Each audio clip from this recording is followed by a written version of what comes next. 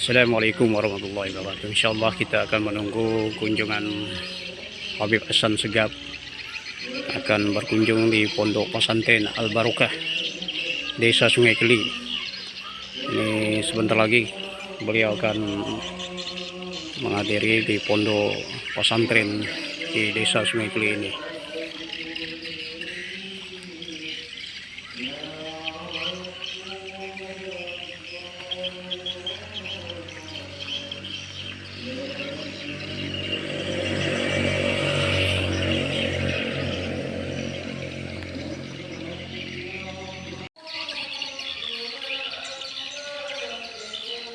Alhamdulillah, ini rombongan Habib Hasan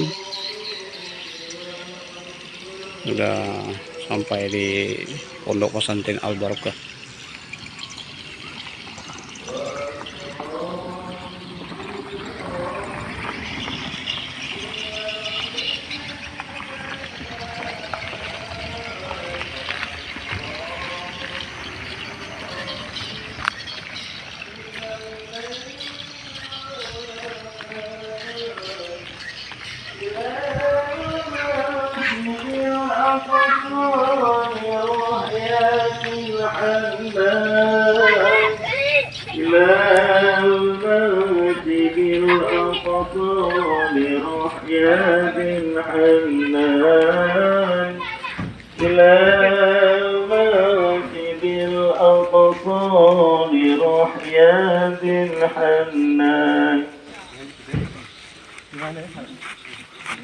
وأسرى به ربي من الحجر ليلتان وأسرى به ربي من الحجر ليلتان إلى مسجد الأقصى يحيى الحنان إلى المسجد الأقصى لرحية الحنان إلى المسجد الأقصى رسول الله حي على الصلاة حي على الصلاة وتقام الصلاة وتقام الصلاة الله أكبر الله أكبر لا إله إلا الله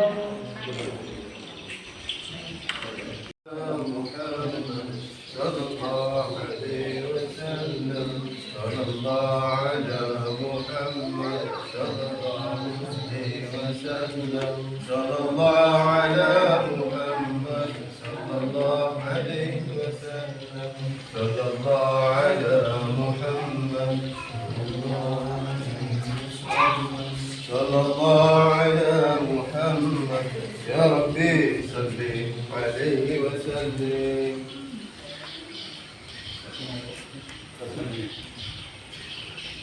الحمد لله رب العالمين وبه نستعين على امور الدنيا والدين وصلى الله وسلم على سيدنا محمد وعلى اله وصحبه وسلم اجمعين.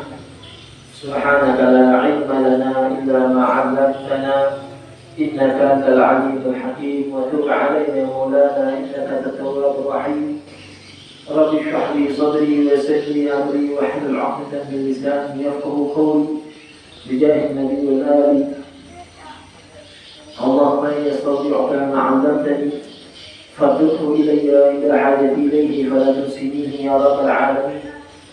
نويت التعلم والتعليم والنفع والانتفاع والإفادة والاستفادة وتذكر والتذكير والحث على التمسك بكتاب الله وبسنة رسول الله والدعاء إلى الهدى والدلالة على الخير ابتغاء مرضات الله وثوابه وقربه سبحانه وتعالى. وبعد. الحمد لله segala puji bagi Allah Subhanahu wa taala al-mun'im bi jala'il ni'am wa daqa'iqiha. Selawat serta salam selalu kita haturkan kepada junjungan kita Nabi Muhammad sallallahu alaihi wasallam yang dimana beliau adalah pelita membawa cahaya hidayah Allah Subhanahu wa taala kepada seluruh semesta alam. Sehingga dengan cahaya tersebut, kita yang asalnya berada di dalam kegelapan kufur bisa menuju ke jalan yang terang benderang, penuh dengan rahmat Allah, penuh dengan keriduan Allah Subhanahu wa Ta'ala. Beserta kepada keluarga, para sahabat, para keturunan Nabi kita Muhammad SAW, di mana mereka adalah penerus estafet perjuangan Nabi kita Muhammad SAW, sehingga dengan sebab dakwah mereka, dengan sebab perjuangan mereka, tersebarlah cahaya keislaman sampai ke negeri kita yang tercinta ini.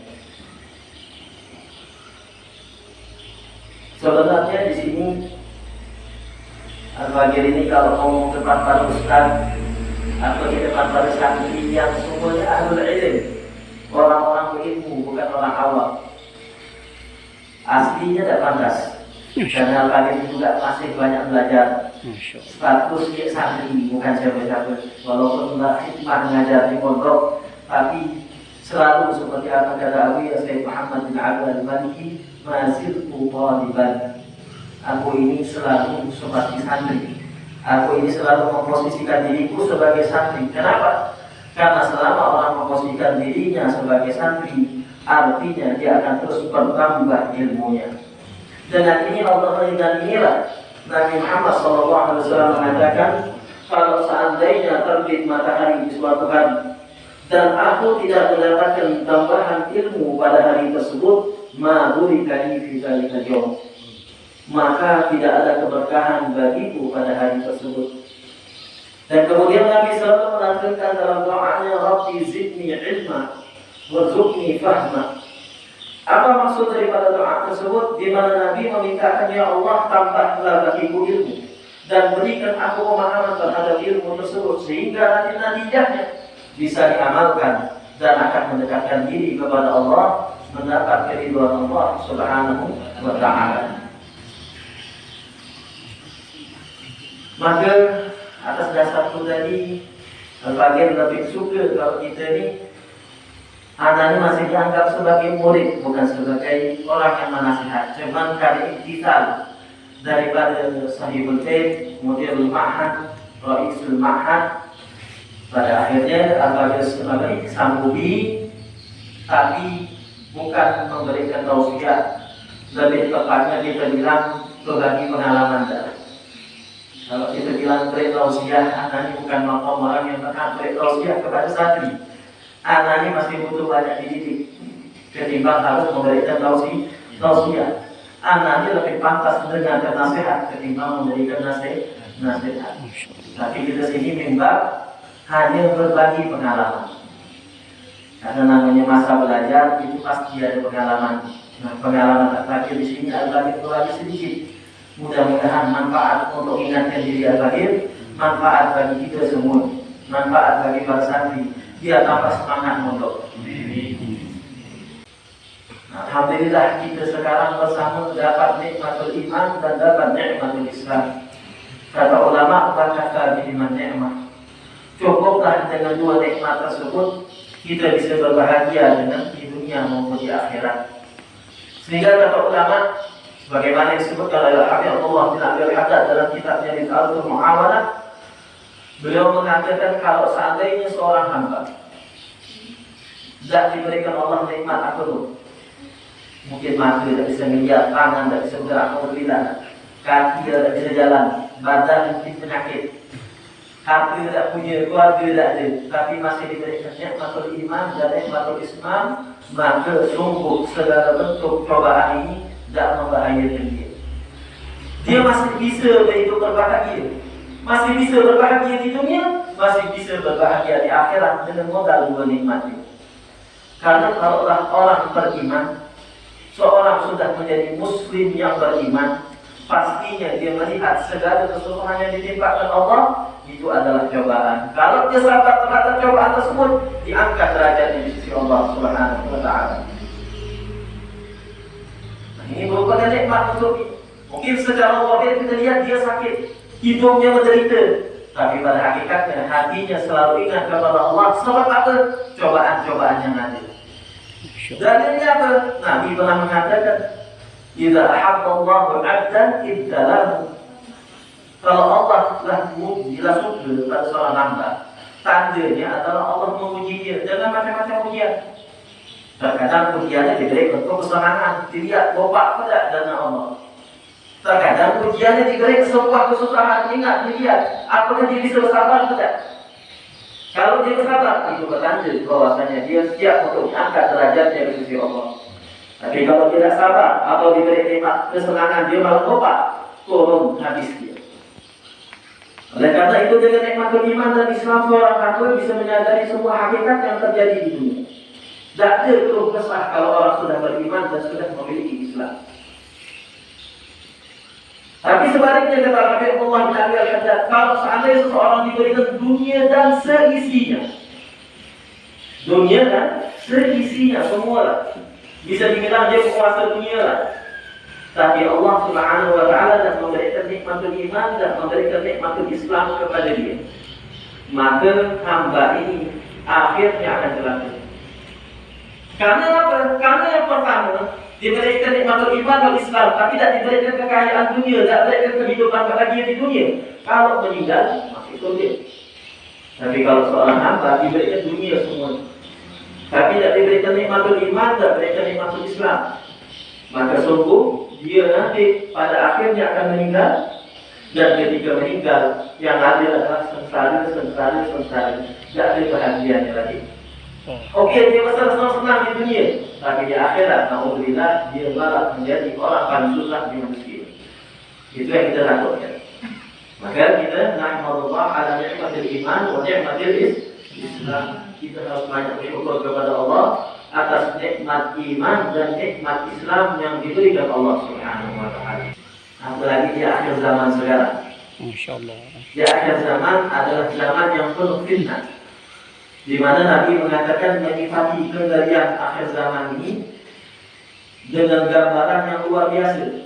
Nabi mengatakan dalam hadisnya, sebagaimana yang diriwayatkan dalam Sahih Muslim, yumsi rajulun mu'min atau yusbihu rajulun mu'minan wa yumsi kafiran, wa yumsi mu'minan wa yusbihu kafiran. Kama qala Rasulullah sallallahu alaihi wasallam. Di akhir zaman ini namun keimanan itu dicabut seakan-akan ini sesuatu yang mudah terlepas dari kita, sehingga tidak mengherankan kalau ada orang pagi hari masih mukmin, tiba-tiba sore hari sudah menjadi kufur. Ada sebaliknya, sore hari dia masih mukmin, pagi hari esoknya dia kufur. Apa sebab? Sebabnya sebagaimana digambarkan ulama, di antara sebab terbesar penyebab keluarnya seorang muslim dari keimanannya karena dia tidak ngerti ilmu agama. Gampang. Misalnya dia mengatakan sebuah kata-kata yang bisa menyebabkan dia murtad, tapi dia tidak mengira itu murtad. Tidak usah jauh-jauh, kita berani menghalalkan sesuatu yang haram. Barang haram kita berani menghalalkan karena kita tidak ngerti itu haram. Apa yang terjadi? Keluar kita dari agama Islam.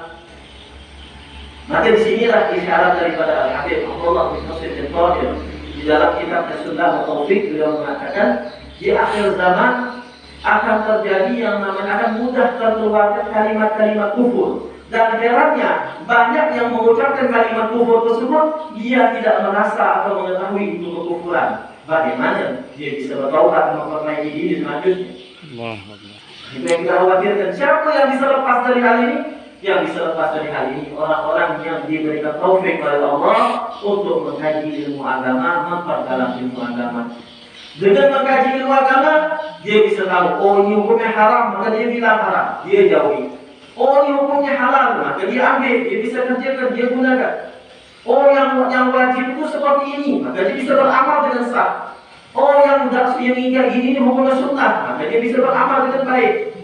Oh yang seperti ini membatalkan sholat, oh seperti ini membatalkan puasa, oh seperti ini tidak sah jual belinya. Siapa yang ngerti tersebut? Para talabatul ilm, orang mereka yang menuntut ilmu agama, yang mengkaji ilmu agama lah yang ngerti. Kalau orang tidak mengkaji ilmu agama, akan ngerti hal ini? Tidak akan ngerti. Dengan sebarangnya dia mengatakan dengan hal-hal yang mungkin dianggap oleh syariat sudah ijma' keharamannya, dia berani mengatakan tidak apa-apa, toleransi, Pak. Masya Allah. Ini apa? Sebab kebodohan mereka, apa kurangnya mereka daripada ilmu agama. Cobalah sampailah belajar, tidak bakal sembarangan dengan tidak patuh pada permasalahan. Hingga Al-Imam Al-Ghazali rahimahullah, beliau pernah mengatakan, la yahillu lil-rajul ay yadkhula fi ayyi amrin hatta ya'lama hukm Allah fihi. Tidak halal bagi siapapun untuk mengerjakan pekerjaan apapun sampai dia tahu hukum Allah pada pekerjaan tersebut. Karena kalau dia tidak tahu hukum Allah pada pekerjaan tersebut, tidak aman, dia bakal berbuat yang haram, maka akhirnya dia akan terjerumus dalam dosa dan akhirnya dia akan mati meninggal dalam keadaan su'ul khatimah na'udzubillah.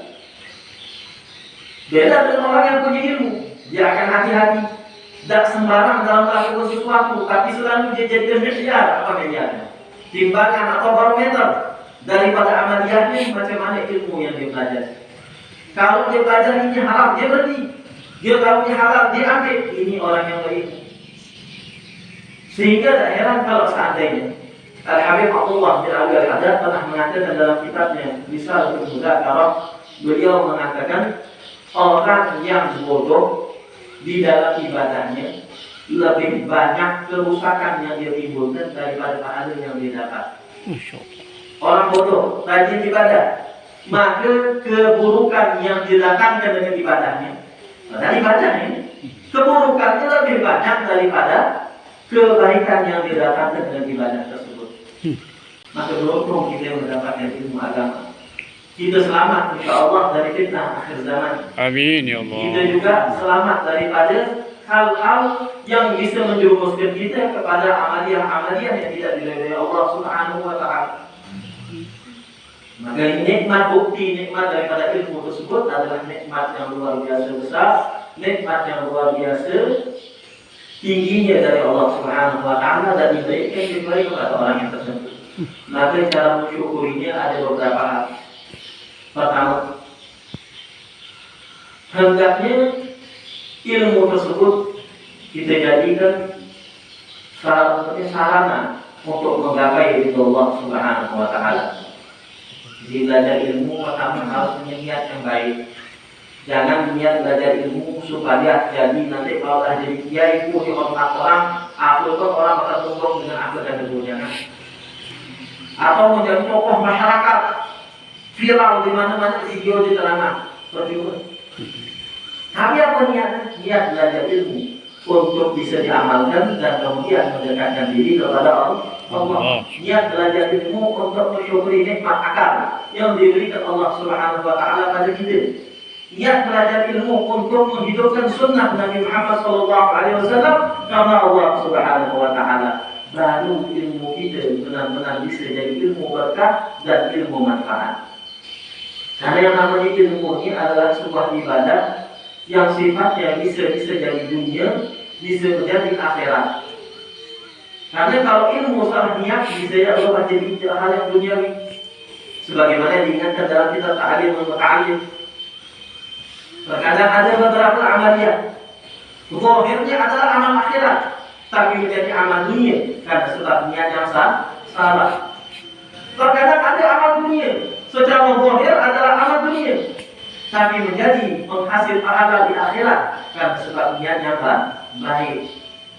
Dan ini juga diisyaratkan oleh Imam Ibnu As-Salam dalam zubatnya. Beliau mengatakan nanti kita nawa dan berdoa berdoa al-Qur'an tidak mengapa nawa. Kalau dia sesuatu makan itu sesuatu yang mubah. Tapi kalau dia meniatkan sesuatu yang mubah ini untuk mendekatkan dirinya kepada Allah, maka bisa mendapatkan pahala daripada sesuatu yang mubah tersebut. Nah, ilmu sesuatu yang mulia, tapi menghasilkan kebaikan atau tidak bergantung kepada pemiliknya.